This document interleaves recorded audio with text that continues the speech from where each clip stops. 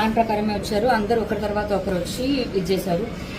ఈ అమ్మాయి అబ్బాయి జీవనం స్టార్ట్ చేసిన తర్వాత అబ్బాయి పేరు మీద ఉందంటే ఇంట్లో ఆడదాని మీద లేనట్టండి. 11 సంవత్సరాలు ఒక రూఫ్ కింద ఉన్న మనుషులం మేము. ఒక 7-8 కిరాయిలు మారిన తర్వాత ఇది తీసుకోవడం జరిగింది. తీసుకున్నప్పుడు 1.5 కోటి ఎంతో, ఇప్పుడు 12 కోట్లు ఇది అయింది.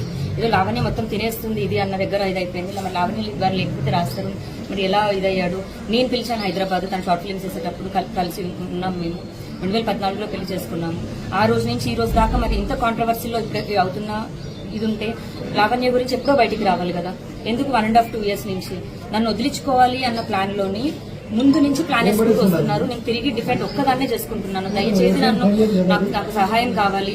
నేను ప్రేమించిన మనిషిని మనస్ఫూర్తిగా బయటకు వచ్చి రాస్తారుకి సారీ చెప్పడం జరిగింది. తను నార్మల్ లైఫ్ లీడ్ చేసుకుంటాడేమో అన్న ఒక దగ్గర, పోనీ నా దగ్గరకు వచ్చి ఉండు అని కూడా కాదు, నార్మల్ లైఫ్ లీడ్ చేసుకుని మళ్ళీ సినిమాలు చేసుకుంటాడేమో అని ఒక కోరికతో నేను పబ్లిక్ గా నేను సారీ చెప్పడం జరిగింది. కానీ ఈ దాడి నాకు తిరిగి ఇస్తారనైతే నేను అనుకోలేదు.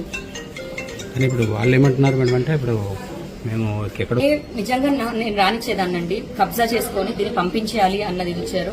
మీరు నిజంగా సెక్యూరిటీ చూశారు, అందరూ చూశారు. నన్ను ఇంట్లో నుంచి గేట్ వరకు లాక్కొని తీసుకెళ్లారు. మాట్లాడడం జరగలేదు, దాడి జరిగిందండి.